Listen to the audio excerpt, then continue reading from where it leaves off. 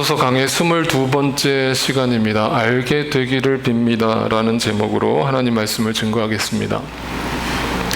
몇 주 전에 한국에서 굉장히 불편한 이야기가 들려왔습니다. 한국을 대표하는 어떤 목사님이 대중들에게 현재 한국의 정권이 북한 정권이고 소위 말하는 속된 말로 빨갱이 정권이기 때문에 이 정권을 빨리 탄핵시키고 물갈이를 하는 것이 하나님의 뜻이다라고 공식적으로 성명서를 발표했습니다. 이 목사님의 말이 왜 그렇게 공신력이 있는가 하면 이 목사님이 속해 있는 단체가 한기총이라고 한국기독교총연합회입니다. 물론 실질적으로 한기총은 한국 기독교를 대표하는 단체는 아닙니다. 그러나 그들 어떤 소수의 목사님들만, 대형교회 주로 목사님들이 한기총에 소속되어 있습니다. 그런데 일반 국민들한테 어떤 분노를 자아내게 했던 그 목사님의 한마디는 바로 이 말이었습니다. 교회는 원래 정치하는 집단이다라는 말이었습니다. 저는 이 뉴스를 듣고 제 귀를 의심했습니다. 뭔가 목사님이 실수하셨겠지. 어떻게 목사님이 이런 말을 하셨을까? 근데 제가 뉴스를 찾아서 읽어보니까 목사님은 분명하게 교회가 정치에 참여하는 것은 마땅한 일이고 그래서 이 나라를 하나님의 나라로 바꾸는 것이 하나님의 뜻이다. 그래서 장로 대통령을 세워야 하고 믿는 대통령을 세워야 하는 것이 우리 크리스천들의 목적이다 라고 부연 설명까지 해 주셨습니다. 제가 제 양심을 걸고 말씀을 드립니다만 이 말은 전혀 성경적인 말이 아닙니다. 그 이유를 오늘 설교를 통해서 함께 생각해 보고자 합니다. 그런데 이 얘기는 이 목사님만 잘못된 생각을 가지고 있다는 뜻이 아니고 실제로 우리 중 대부분의 사람들은 자신이 생각하는 것이 옳다라고 생각하는 잘못된 고정관념에 사로잡혀 있는 분들이 의외로 많이 있다는 생각을 하게 됩니다. 여러분께 그림 하나를 보여드리겠습니다. 이 그림 누군지 혹시 아십니까? 네, 요즘 젊은 분들은 아마 다 아실 겁니다. 영국의 유명한 여가수죠. 아델입니다. 이 팝 아티스트 아델의 사진을 거꾸로 해놓은 사진입니다. 이 아델의 사진이 인터넷에서 굉장히 화제가 되었습니다. 보시다시피 여러분, 이 아델은 굉장히 아름다운 미모를 가지고 있는 여가수입니다. 그런데 우리의 눈은 이 거꾸로 뒤집혀 있는 사진이 아름답게 보이지만 이 사진의 실물은 이와 같습니다. 눈과 눈썹과 입술을 뒤집어 놓은 합성 사진입니다. 다시 한번 보여드릴까요? 이 사진을 뒤집어 놨을 때는 분명 이쁘게 보입니다. 그런데 사진을 바로 놓으니까 괴물과 같은 모습이 등장합니다. 이것을 생물학적으로 우리의 눈이 시각적으로 착각을 하는 것이라고 합니다. 우리는 거꾸로 뒤집혀 있는 사물을 정확하게 볼 수 있는 인지 능력이 없습니다. 우리는 그런 시각의 어떤 한계를 갖고 있습니다. 이 이야기를 드리는 이유는 우리가 마치 그 거꾸로 된 사진을 보는 것과 같이 세상을 바라보고 사람을 바라보고 교회를 바라보고 하나님을 바라보고 나는 안다라고 이야기를 하고 있지만 그 안다라는 말은 사실 모른다라는 단어와 동일어인지도 모릅니다. 제가 늘 여기서 설교하면서 여러분께 강조하는 한 센텐스가 있습니다. 그게 뭔 줄 아십니까? 안다면 그렇게 살 수 없고 모르기 때문에 그렇게 사는 겁니다 라는 얘기를 제가 계속 반복적으로 설교합니다. 여러분이 안다라고 얘기하시지만 사실상은 모르고 있는지도 모릅니다. 뒤집혀 있는 그 사진을 바라보면서 나는 안다라고 하나님을 떠들고 있는지도 모릅니다. 실제로 저와 같은 목사들마저도 동일합니다. 여러분, 성경에는 시편이 있습니다. 여러분 좋아하시는 그 시편은 150편이나 되는 장문의 시들로 채워져 있습니다. 150편의 시편 중에 어떤 내용이 가장 많은 내용을 차지하고 있을까요? 그 중에 70편에 해당하는 어떤 주제가 있습니다. 거의 절반 가까이가 이 주제를 담고 있습니다. 어떤 주제일까요? 찬양일까요? 기도일까요? 감사일까요? 우리는 그렇게 이해를 합니다만 실제로 시편 150편 중에 70편에 해당하는 내용은 탄식시입니다. 탄식시입니다. 탄식이 뭔 줄 아시죠? 탄식은 믿음의 흔적입니까? 믿음 없음의 흔적입니까? 믿음 없음의 흔적입니다. 믿는 자는 찬양을 부르겠죠. 믿는 자는 기도를 하겠죠. 그런데 믿지 못하기 때문에 탄식이 나오겠죠. 그런데 놀랍게도 성경에 기록되어 있는 시편의 70편이 인간의 탄식으로 채워져 있다는 걸 아십니까? 대표적으로 우리가 잘 아는 다윗과 같은 사람들도 이런 탄식을 남겼습니다. 주님, 언제까지 나를 잊으시렵니까?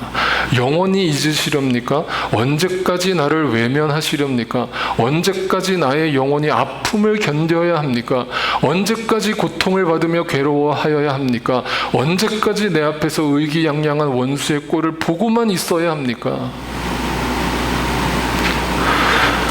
이 탄식 속에서 가장 많이 반복되는 단어가 뭐로 보이십니까?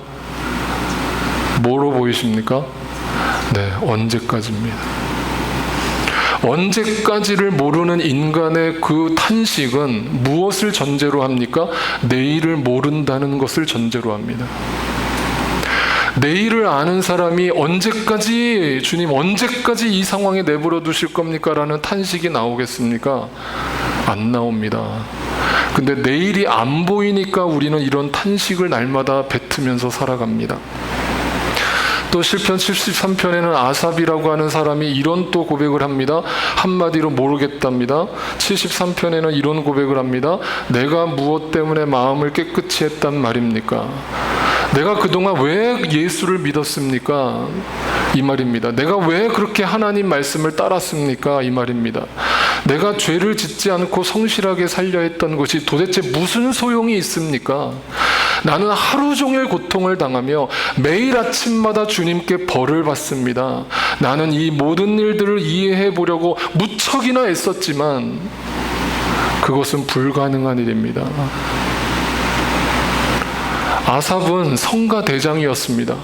교회 안에서 찬양을 인도하는 사람이었습니다. 그런데도 자신 앞에 놓여있는 고난, 그런데 믿지 않는 자들은 오히려 나보다 더 평안하게 잘 사는 모습을 보면서 도대체 하나님이 살아계시다면 어떻게 나한테 이런 고난을 그대로 두십니까? 라는 이 탄식을 끊이질 않았습니다. 한마디로 뭡니까? 그는 하나님을 안다고 생각했지만 안다라고 착각했다는 것입니다. 실제로는 모르는 겁니다. 하나님을 안다면 이런 탄식이 나올 수가 없습니다. 하나님을 안다면 이런 탄식에 머물 수 없습니다. 여러분, 진짜 하나님을 아십니까? 오늘 본문은 우리에게 이런 구절로 던져줍니다. 에베소서 3장 18절 19절을 다시 읽어보면 모든 성도와 함께 여러분이 그리스도의 사랑의 너비와 길이와 높이와 깊이가 어떠한지를 깨달을 수 있게 되고 지식을 초월하는 그리스도의 사랑을 알게 되기를 빕니다 라고 이야기를 했습니다. 여러분, 여기서 사도 바울이 그 에베소 교인들을 향해서 당신이 꼭 이것만은 깨닫게 되기를 바라고 알게 되기를 바랍니다라고 간곡히 기도하는 이 내용의 핵심은 뭐를 알기를 바란다는 거예요. 네? 그 사랑인데 그 사랑이 곧 뭐예요? 하나님과의 관계죠. 관계입니다.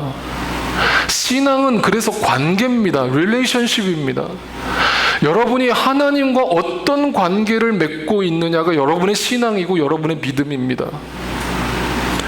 근데 나 따로 하나님 따로 이렇게 살아가는 사람은 필요할 때만 하나님을 부르고 이거는 신앙이 아닙니다. 그거는 요술 램프를 쥐고 사는 알라딘과 다를 바 없습니다. 그러면 여러분 교회 나오지 마세요. 차라리 무당집을 찾아가세요. 무당집을 찾아가면 훨씬 더 많이 위로를 받습니다. 무당은 여러분의 미래를 점쳐준다고 속이면서 위로를 줍니다. 잘 될 거라고. 이 부적 가지고 가면 당신 자식도 잘 되고 당신 복 받을 거라고. 그런데 많습니다. 교회 나올 필요 없습니다. 교회를 왜 나옵니까? 하나님과 나의 관계가 사랑으로 맺어져 있는 것을 확인하는 겁니다. 그것이 맺어져 있는 사람만 크리스찬이 되는 겁니다. 그 사람은 이 땅에 어떤 고난이 와도 탄식으로 내 삶을 마감할 수 없고 감사가 나오고 찬양이 나오게 되어 있습니다. 이 이야기를 여러분과 다시 한번 이야기를 해보기 원합니다. 그러면 그렇게 하나님의 사랑과 관계를 맺은 사람은 도대체 어떤 믿음을 가지고 이 땅을 살게 될까요? 제가 예전에 저 설교 중에 여러분께 보여드렸던 한 공식을 여러분께 설명드릴까 합니다. 그리스도라는 헬라어의 이름은 이렇게 씁니다. 크리스토스라고 하는 이름입니다. 크리스토스의 맨 앞에 나와 있는 이 X자, 그 X자는 의미심장합니다. X자는 글자 중에서 유일하게 정중앙으로 균형을 맞추지 않으면 틀린 글자가 되는 유일한 글자입니다. 이 X자는 항상 정중앙에 그 정확하게 길이가 맞춰져 있느냐에 의해서 X자라고 불려집니다. 그 크리스토스의 그 X는 우리에게 이런 메시지를 전달합니다. 위로는 하나님에 대한 마음과 아래로는 사람에 대한 마음을 알게 되고 그 관계 속에서 우리는 그 정중앙에 있는 나를 발견하게 되는데 그것이 예수고 그것이 내가 되어야 한다. 그것이 바로 그리스도인이다라고 성경은 한결같이 얘기합니다. 예수와 나는 이 정중앙에 선을 긋지 않으면 절대로 그리스도인이 되지 못하는 불완전한 신앙을 갖게 되거나 아예 신앙생활을 하는 것이 아닌 것이 됩니다. 오늘날 소위 불로불로 하는 교회들을 가보면 엄청난 하나님에 대한 사랑을 막 뜨겁게 자랑합니다. 기도도 뜨겁게 하고 찬양도 뜨겁게 하고 말씀도 뜨겁게 받습니다. 얼마나 뜨거운지 모릅니다. 하나님에 대한 열심은 지극정성입니다. 그런데 그 균형이 하나님께로는 향해 있는데 사람에게는 관심이 없습니다. 그렇게 교회 안에서 부흥회를 하고 온갖 부르짖고 통성으로 기도하고 찬양으로 눈물 콧물 다 쏟아도 이 예배당 문 밖을 나가서 집에 들어가는 순간 남편을 왼수로 바라보고 아내를 왼수로 바라보고 나한테 조금만 불이익을 가져다 주는 사람을 시기하고 질투하고 미워하고 이간질하고 뒤에서 뒷담화하고 그렇게 살아가는 내 모습이라면 여러분은 가짜입니다.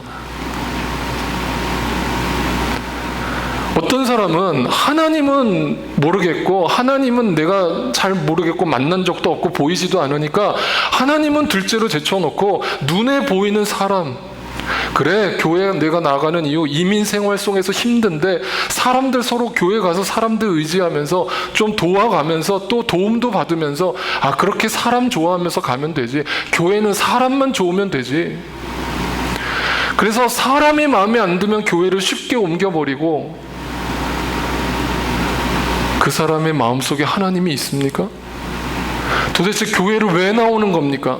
사람 때문에 교회를 다니는 거 아닙니까? 내가 마음에 드는 사람이 있으면 교회를 나오고 마음에 안 들면 교회를 안 나온다면 그 사람이 어떻게 크리스찬입니까? 그렇다면 크리스찬이 뭐겠습니까? 다시 한번 정리합니다. 정중앙에서 하나님 사랑과 이웃 사랑의 균형을 이루는 것이 그리스도인이라고요. 그것이 그리스도인이라고요. 그러면 이것을 예수님은 뭐라고 설명하셨습니까? 이렇게 얘기하셨습니다. 선생님, 율법 가운데 어떤 계명이 중요합니까? 예수께서 그에게 말씀하셨다. 내 마음을 다하고 내 목숨을 다하고 내 뜻을 다하여 주 너의 하나님을 사랑해라. 이것이 가장 중요하고 으뜸 가는 계명이다. 이렇게 해놓으니까 하나님 사랑이 우선이다라고 생각하는 사람들이 있는데, 성경은 그 뒤에 뭐라고 표현했습니까? 둘째 계명도 뭐와 같은데? 이것과 같은데. 뭐가 이것입니까? 첫째와 같다고요. 그 둘째 계명이 뭡니까? 내 이웃을, 지금 여러분 옆에 앉아 있는 사람들을, 내 가족을, 내 직장 동료를, 내 자식을, 내 부모를, 성도를 내 몸과 같이 사랑하지 않는다면 당신은 하나님을 사랑하는 것이 아닙니다. 이 뜻입니다.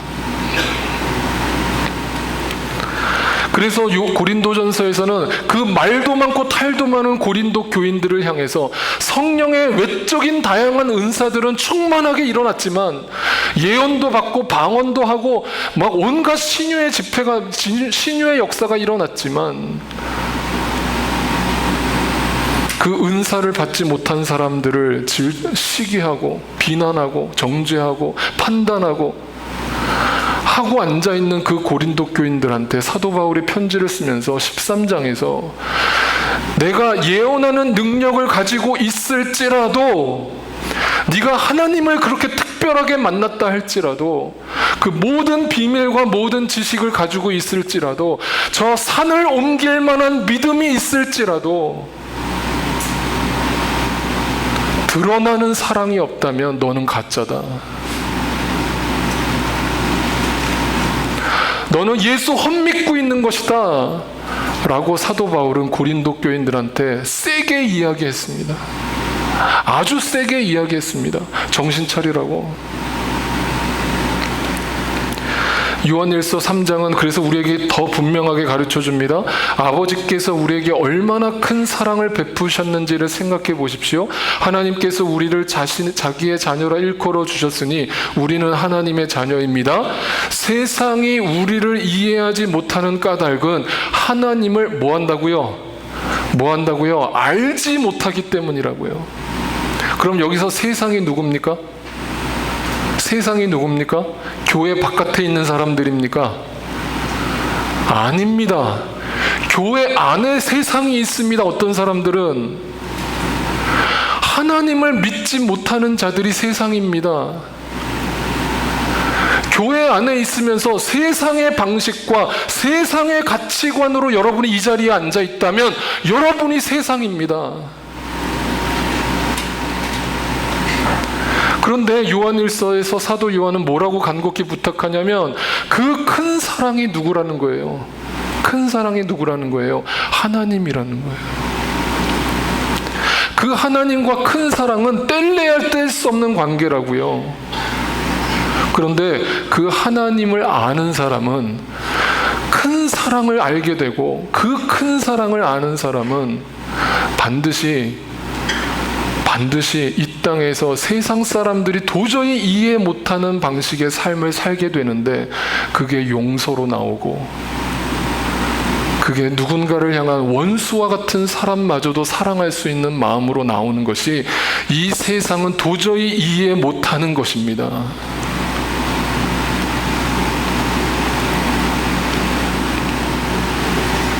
도저히 이해 못하는 것이라고요. 그 하나님의 큰 사랑을 아십니까? 여러분은 어떻게 구원하셨는지를 아십니까? 왜 예수 그리스도가 이 땅에 오셨는지를 아십니까? 그 십자가의 의미를 아십니까? 여러분이 어떻게 용서받았는지를 아십니까? 그러면 그렇게 사셔야죠. 그렇게 사는 우리의 모습을 이 세상 사람들은 도저히 이해를 못합니다. 저 사람들 미쳤구나. 저 사람들 미쳤구나. 어떻게 원수를 사랑해? 어떻게 원수를 품어줘? 어떻게 저 사람을 용서하지? 요한일서 3장 14절은 이렇게 얘기합니다. 우리가 이미 죽음에서 생명으로 옮겨갔다는 것을 우리는 압니다. 하나님을 알았습니다. 그리스도를 알았습니다. 어떻게? 이것을 아는 것은 형제 자매를 사랑하는 모습으로 안다는 거예요. 누구를? 하나님을. 그러니까 지난주에 제가 설교한 믿음이라는 것은 여러분이 여기서 성경 말씀만 듣고 말씀만 묵상하고 기도만 열심히 한다고 해서 하나님이 알아지는 것이 아니라, 여러분이 정말 하나님의 말씀을 아셨다면 형제 자매를 사랑하는 모습이 여러분 가운데 나올 때 그것이 아는 것이라고요. 그래서 요한일서 3장 18절은 우리에게 이렇게 쐐기를 박습니다. 자녀된 이 여러분, 우리는 말로만 사랑하지 말고, 우리 같이 한번 읽읍시다. 시작. 자녀된 이 여러분, 우리는 말로만 사랑하지 말고 행동과 진실함으로 사랑합시다. 이 말을 왜 했겠습니까? 말로만 사랑하는 사람들이 있다는 거예요, 없다는 거예요? 많다는 거예요. 그러니까 말로만 사랑한다는 것은 무슨 말이에요? 모른다는 거예요. 누구에 대해서? 하나님을 모른다는 거예요. 안다면 그렇게 살 수 없고, 모르기 때문에 그렇게 사는 거예요. 아는 척을 하는 거예요. 그러니까 수동적이 될 수밖에 없어요. 목사님이 시켜야만 억지로 해요.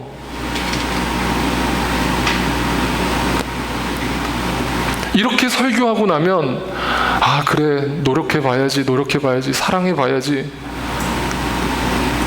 그게 며칠이나 갈 것 같아요, 여러분? 몇 시간이나 갈 것 같아요, 여러분? 사랑해야지가 아닙니다, 여러분. 이 설교를 그렇게 들으면 여러분 이 설교를 잘못 듣고 계시는 거예요. 사랑해야지가 아니라 사랑할 수밖에 없는 이유가 있다고요, 당신에게. 행동과 진실함으로 사랑할 수밖에 없는 이유가 뭡니까? 알기 때문이죠. 그러니까 자발적으로, 능동적으로 나오죠. 노력하지 않아도 나오죠. 그래서 쐐기를 박으면서 4장 8절에 이렇게 얘기합니다. 또 같이 읽습니다. 시작. 사랑하지 않는 사람은 하나님을 알지 못합니다. 하나님은 사랑이시기 때문입니다. 요한일서는요, 요한 사도가 우리한테 위로하는 차원에서 이 말씀을 쓴 게 아니에요. 책망하고 있는 거예요. 책망. 말로만 사랑하고 앉아있는 성도들을 보면서 사도 요한은 하나님의 말씀으로 책망하고 권면하고 두드리고 있는 거예요. 정말 여러분이 하나님의 사랑을 알았습니까? 정말 하나님을 압니까? 하나님을 안다면 그렇게 살 수 없습니다.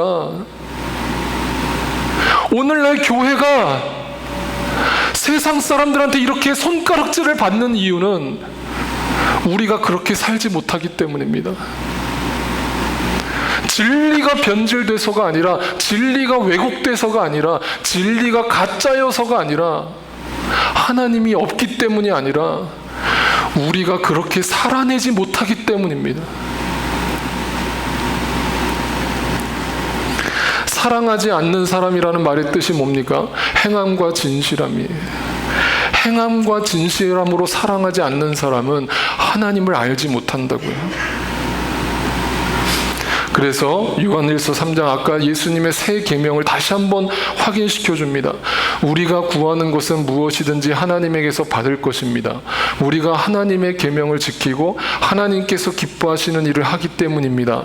하나님의 계명은 이것이니, 하나님이 기뻐하시는 계명은 이것이니, 곧 아들 예수 그리스도의 이름을 믿고 그리스도께서 우리에게 명하신 대로 서로 사랑하라는 것입니다. 이것을 다시 한번 사도 요한이 하나님의 사랑을 강조하면서 우리에게 확인시켜 줍니다. 그런데 첫째는 이것이고 둘째는 서로 사랑하라입니까? 아니라고 그랬습니다. 둘째는 없습니다. 둘째는 없습니다. 하나님의 새 계명은 하나입니다. 하나입니다. 여러분이 하나님을 사랑하십니까? 여러분 하나님을 정말 사랑하십니까? 사랑하시면 옆에 있는 형제 자매를 사랑하지 않을 수 없습니다. 내 가족을 사랑하지 않을 수 없습니다. 용서하지 않을 수 없습니다. 4장 20절 마지막 결론으로 이렇게 내립니다. 같이 또 읽습니다. 시작. 누가 하나님을 사랑한다고 하면서 자기 형제자매를 미워하면 그는 거짓말쟁이입니다. 보이는 자기 형제자매를 사랑하지 않는 사람이 보이지 않는 하나님을 사랑할 수 없습니다. 인간 유영선 목사의 말이 아니죠. 제 말이 아니죠. 성경에 분명히 기록되어 있죠. 회개하십시오. 회개합시다. 우리 회개합시다. 여러분 달라집시다. 그리고 저도 여러분도 정말 그리스도의 큰 사랑을 아는 자라면 우리는 이렇게 살면 안 됩니다. 다시 한번 이 그림을 보여드립니다. 여러분은 어디에 계십니까? 하나님에 대한 사랑으로만 내 믿음을 확인하고 있습니까? 그렇다면 여러분은 반쪽짜리 신앙입니다. 혹은 하나님은 눈에 안 보이니까 사람만 바라보고 있습니까? 여러분은 신앙인이 아닙니다. 하나님을 믿는다면 내 옆에 있는 형제자매를 사랑하게 되어 있습니다. 그것의 균형을 이루는 삶이 그리스도인입니다. 오늘 본문 말씀을 다시 한번 읽기를 원합니다. 다시 한번 같이 읽읍시다. 시작. 모든 성도와 함께 여러분이 그리스도의 사랑의 너비와 길이와 높이와 깊이가 어떠한지를 깨달을 수 있게 되고 지식을 초월하는 그리스도의 사랑을 알게 되기를 빕니다. 알게 되기를 빕니다. 그게 제가 가지고 있는 유일한 기도 제목입니다. 제가 좀 더 주님을 더 알기를 바라고 우리 함께하는 교회 성도님들이 날마다 그 주님을 진짜로 만나고 알기를 바랍니다. 제가 서론에 아까 그 한기총의 목사님이 교회는 원래 정치하는 집단이었다는 말이 왜 틀린 말인가를 제가 오늘 설교를 통해서 확인시켜 드립니다. 교회가 한 정치 세력들을 변호하거나 그들을 옹호할 때 반대편에 있는 사람들은 좋습니다. 그 목사님이 정말 나라를 사랑하는 마음은 제가 알겠습니다. 그렇다면 그분이 주장하는 것처럼 이 한국 땅에 정말 빨갱이들이 득실하다면 그 빨갱이들은 하나님의 사랑에서 예외 대상입니까? 저 북한 땅에 김정은은 하나님이 사랑하지 않습니까? 그도 누군가가 복음을 전해서 예수 그리스도를 알려주고 변화될 수 있는 기회와 여지를 줘야 되지 않습니까? 어떻게 나하고 정치적인 색깔이 다르다고 나는 진보고 나는 보수니까 나와 생각이 다른 사람들을 배척합니까? 심지어 교회 안에서 태극기 집회를 옹호하는 사람들이 있고 촛불 집회를 옹호하는 사람들이 있고 서로 교회 안에서 피 터지게 싸웁니다. 서로 다 애국자라고 그럽니다. 과연 그게 크리스찬의 모습입니까? 생각해 보십시오. 그 목사님이 애국자인지는 모르겠지만 분명히 말씀드리지만 그리스도인은 아닙니다. 그리스도인이라면 그런 말을 할 수 없습니다. 알기를 바랍니다. 알기를 바랍니다. 정말 아셔야 됩니다. 같이 기도하겠습니다.